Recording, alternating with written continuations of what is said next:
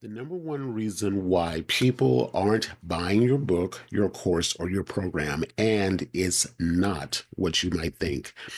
Now, if you are creating a book, if you're working on a new book, which as I'm sure is why you're here today, you know that in order for the book to sell, the book has to get attention. That's the only way the book is going to even be noticed enough to even want people to add to cart to possibly buy it.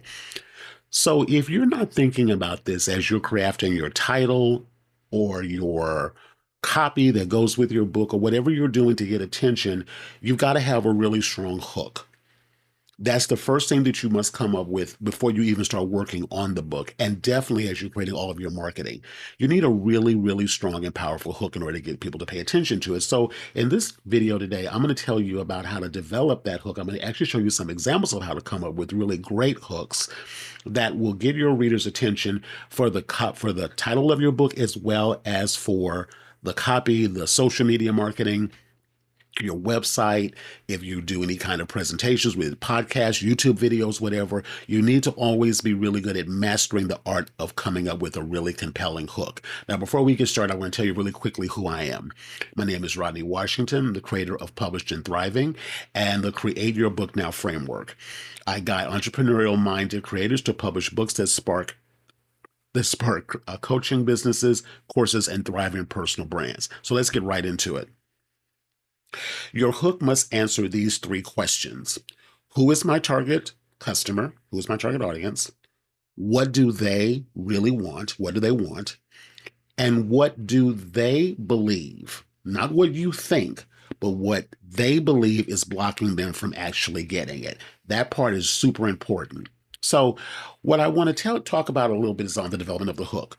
The hook essentially is a captivating element, usually presented at the beginning of a presentation. It'd be text, video, podcasts, whatever you're doing. It needs to be captivating to that audience. And it is designed for one purpose: to immediately grab the reader's attention and make them want to know more. All right. Your hook should call out the audience's dream and struggle so that they clearly see, that they feel, or they get the feeling that like you're reading their mind, like you actually know what's going on for them, which is always why I say it's always good to always have conversations and be in regular communication with the people who would possibly buy your book, course, or program, because that language and the way they say things is going to have a huge impact on how you craft that hook. You must get into their minds, okay? So for this example, I want to share with you three different people, all with a very similar goal. Okay. Now, in this example, I'm going to share with you about three different people that want to become, aspiring travel influencers. They want to actually break into that market. They want to be able to get those brand deals. They want to travel around the world. They want to get paid for that. They want to get all of the goodies that come along with being a travel influencer. And let's say you are the creator of a course on how to break into that industry. Alrighty. So let's take a look at three different people and who they are and what their goals are and how the languaging that we put in there is going to impact whether or not they actually can get attention for their services. Okay.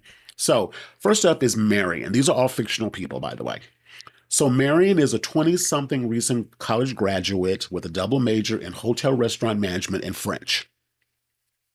Before she settles into her full-time career, she dreams of seeing the world. She spends hours scrolling through Instagram, watching her peers post captivating photos from all their cool trips to Bali and Paris and Dubai.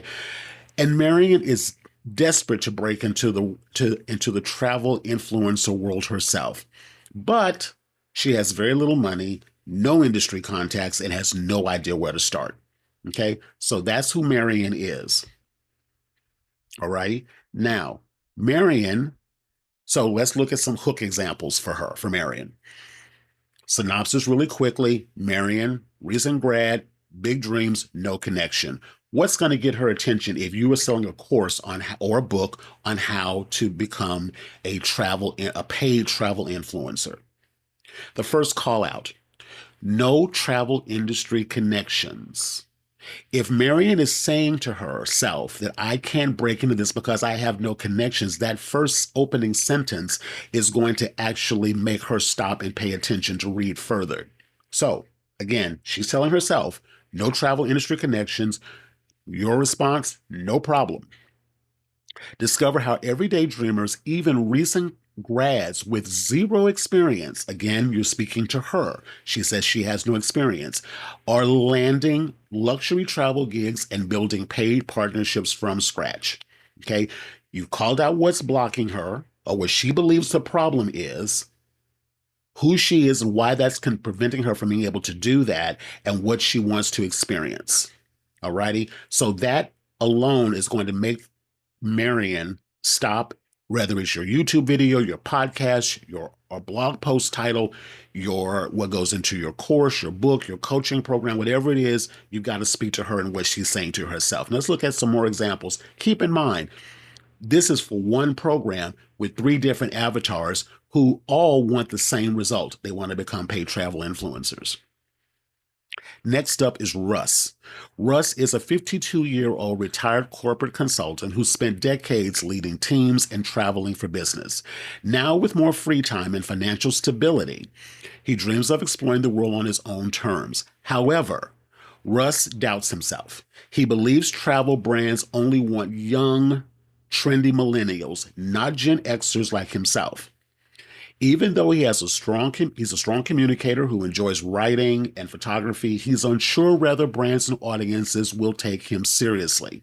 Okay? This is the hook for Russ. Again, Russ, retired Gen Xer, wondering if he's too old to do this. First opening sentence, first opening hook. Think your age will be a hindrance to becoming a paid travel influencer. Imagine if you're telling yourself, I think I might be too old to do this. They only want young people to do this, and that's the opening sentence. I'm going to stop and pay attention. I'm going to keep reading further, especially if that's my dream to be a travel influencer and you're addressing what I think is the problem. Here's 3 reasons why Gen X and baby boomers are the travel world's new secret weapon.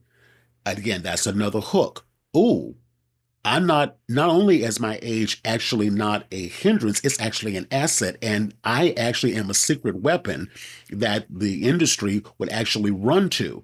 I want to know more about that.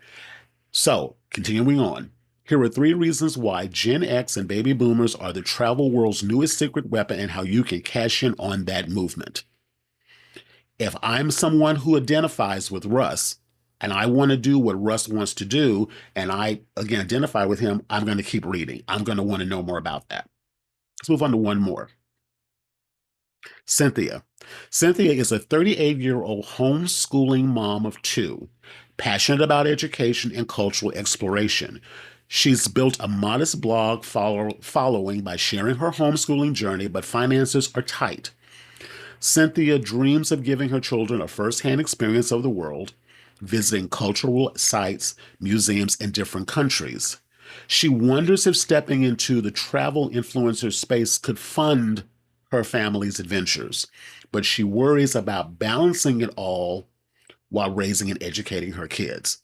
So we know what she wants. We know what her situation is. We know what's blocking her, or what she's saying to herself is blocking her, and how what we may have may also help her answer those questions and pursue her dream. All righty. So Cynthia, synopsis: homeschooling mom, funding family travel. Opening sentence, opening hook. Want to show your kids the world. At the end of the day, that's all she wants. She wants to show her babies the world, okay? Without draining her savings. Now, she didn't actually maybe mention that, but maybe if you were interviewing this person that you were thinking about creating this program, course, or book around, and that was something that someone like Cynthia brought up, you would definitely use that as a part of your copy, because you're addressing what's already in their mind, what they're telling themselves is the problem. Okay, so want to show your kids the world without draining your savings. That captures my attention. Learn how busy moms are using travel influencing to fund unforgettable family adventures, even with a full house and a full schedule. That addresses everything. It addresses she's got responsibilities, she's got a full schedule, she wants to create memories for her children, but she's got to find a way to do it in a way that's going to be able to let her show her kids the world and not basically wipe her out. So she's going to use travel influencing to be able to help fund that. All righty. So those are three different examples. And again, if you were a person who were creating a course on how to become a paid travel influencer, or you were developing a book on the subject, or all of the above, or had a coaching program or anywhere around that, you've got to be able to speak to your different avatars. Different avatars, all with the same result. I want to learn how to become a paid travel influencer. This is what is going to capture my individual attention.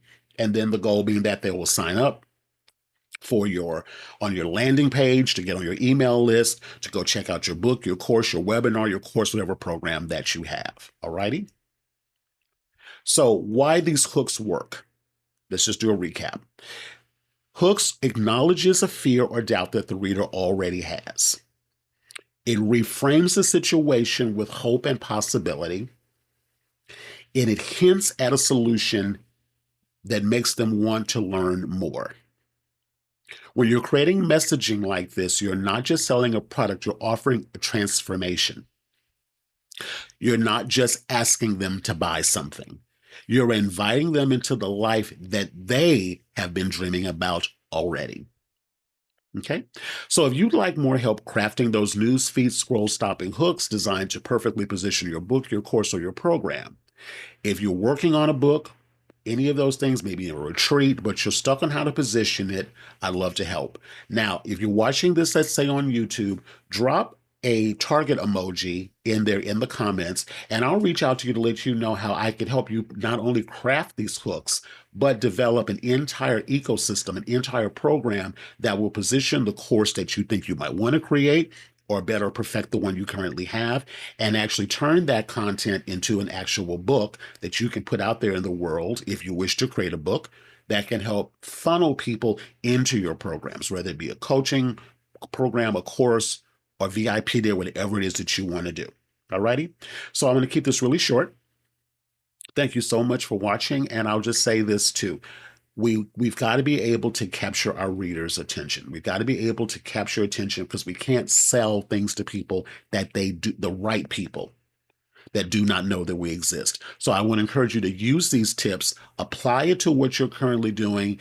And if you're stumped for what the hook could be, the first hack I'll give you right now, and is what I talk about in my programs, is find 2 to 3 people that you've worked with or people that you'd like to work with, and get on the phone with them. Ask them, what is it that you want? What is it that you want? What do you think is stopping you from getting it? And just let them talk. Ask permission to record the conversation. Keep it like 10, 15 minutes. You don't want to keep them on there too long. But get clear about who you want to help. Get them on a call. Ask them what they want, and ask them to tell you what they think is the reason why they can't have it. And once you get that information, you can take that information and then use that to craft your hooks. All righty. So I'll see you in the next video. If you're watching on the YouTube channel, or if you're reading this on my LinkedIn article, you can see all of that there.